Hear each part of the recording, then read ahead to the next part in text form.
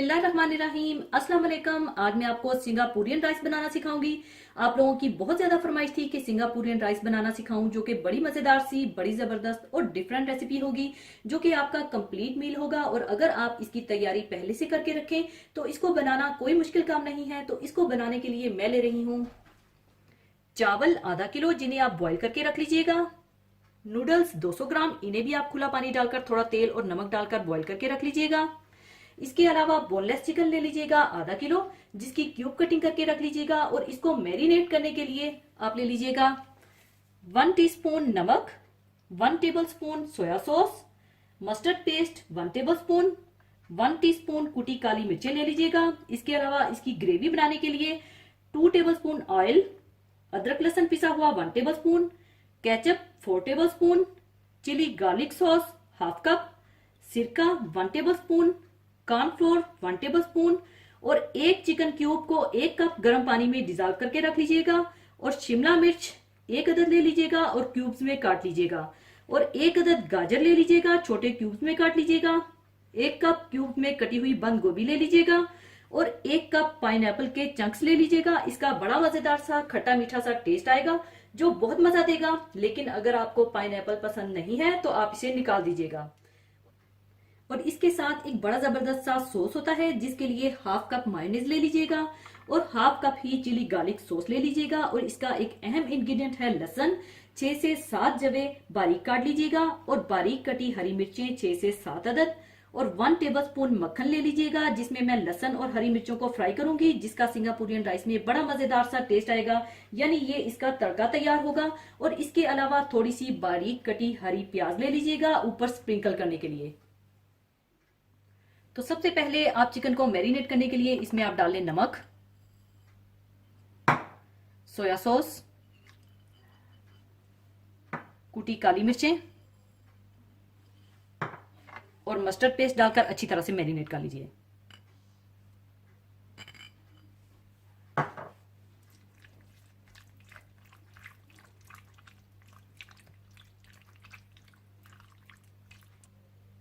Chicken को marinate करने के बाद इसका तड़का तैयार करने के लिए पहले आप मक्खन गरम कर लीजिए।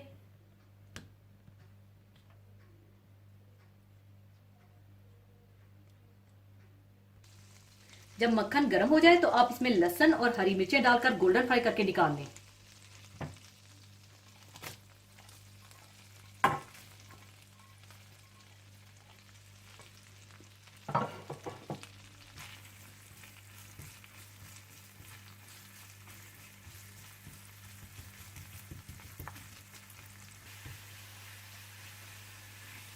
गोल्डन फ्राई करने के बाद आप इन्हें निकाल लीजिएगा।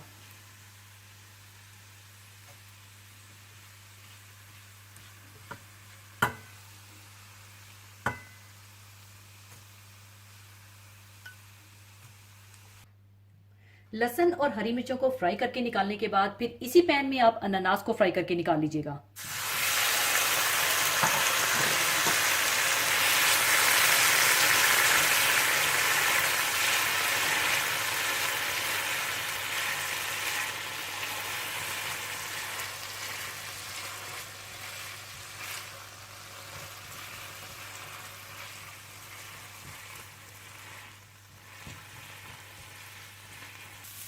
अनानास को फ्राई करने के बाद इसे आप दूसरे बर्तन में शिफ्ट कर दीजिएगा।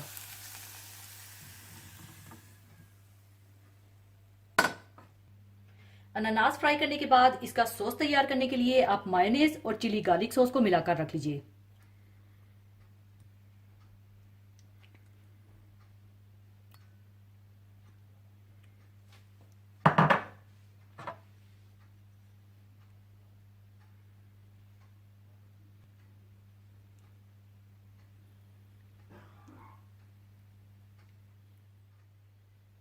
और इसके बाद इसकी ग्रेवी बनाने के लिए तेल गरम कर लीजिए और इसमें अदरक लहसुन डालकर थोड़ा भून लीजिए।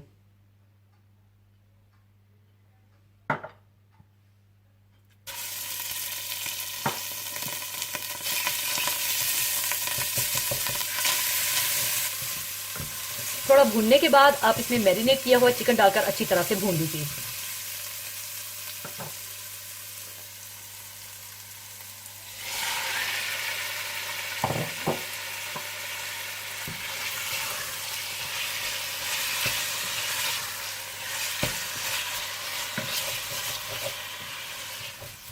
جب چکن اچھا سا بھن جائے تو آپ اس میں شملہ مرچ، گاجر اور بند گوبھی ڈال کر 2 سے 3 منٹ کے لیے پکا لیجیے گا۔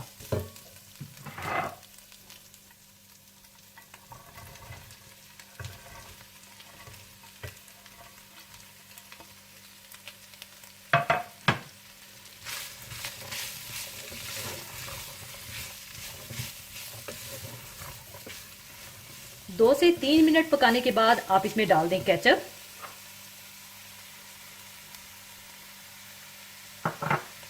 چلی گارلک سوس، سرکہ اور فرائی کیا ہوا پائن ایپل ڈال کر اچھی طرح سے ملا لیں۔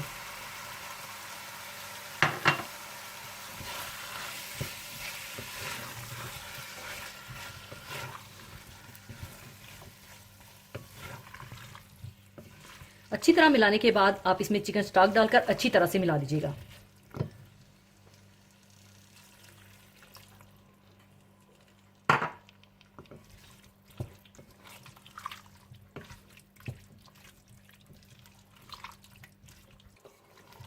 اس کے بعد آپ کارن فلور میں تھوڑا پانی ڈال کر گھول کر رکھ لیجیے گا۔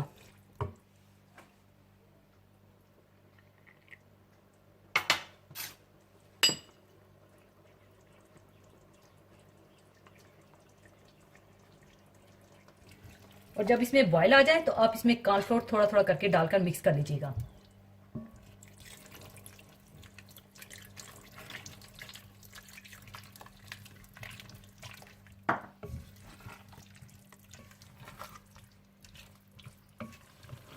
اور جب ابال آ جائے تو چولہا بند کر کے اسے اتار لیجیے گا۔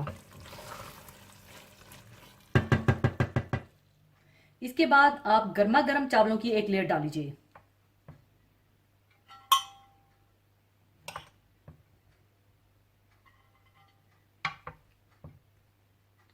چاولوں کی ایک لیئر بچھانے کے بعد اوپر آپ گرما گرم نوڈلز کی ایک لیئر ڈال لیں۔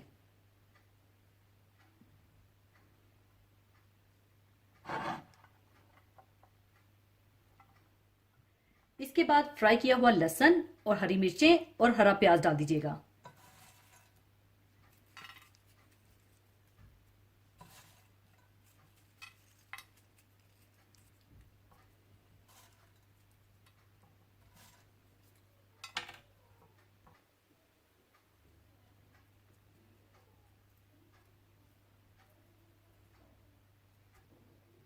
اور اوپر آپ مائونیز اور چلی گارلک سوس ڈال لیجیے گا۔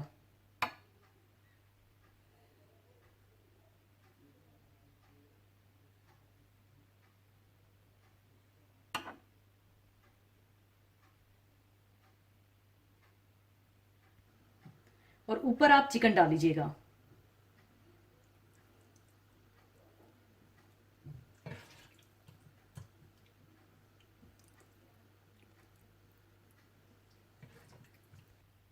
اور اوپر آپ پھر سے تھوڑا سوس ڈال لیجیے اور ہری پیاز ڈال لیجیے۔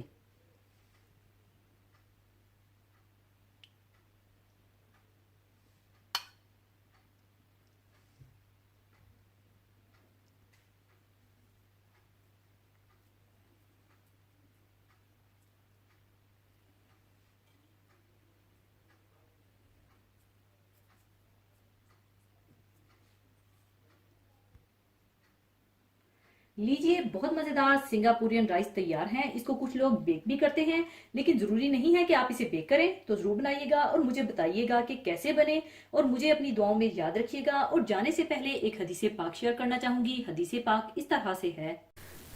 حضرت ابو ہریرہ رضی اللہ تعالیٰ عنہ سے روایت ہے کہ رسول اللہ صلی اللہ علیہ وآلہ وسلم نے ارشاد فرمایا، تم جنت میں نہیں جا سکتے جب تک کہ پورے مومن نہ ہو جاؤ، یعنی تمہاری پوری زندگی ایمان والی نہ ہو جائے، اور یہ نہیں ہو سکتا جب تک کہ تم میں آپس میں محبت نہ ہو جائے۔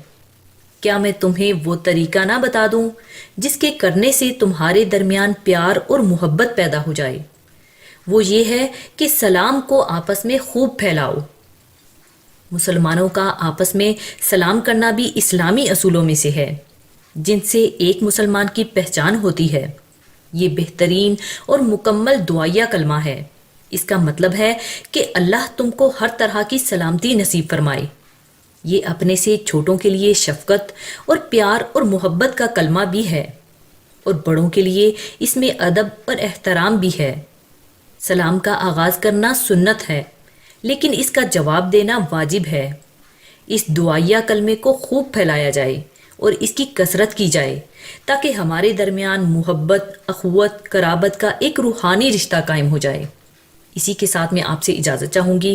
اپنا بہت خیال رکھیے گا، دعاؤں میں یاد رکھیے گا۔ اللہ حافظ۔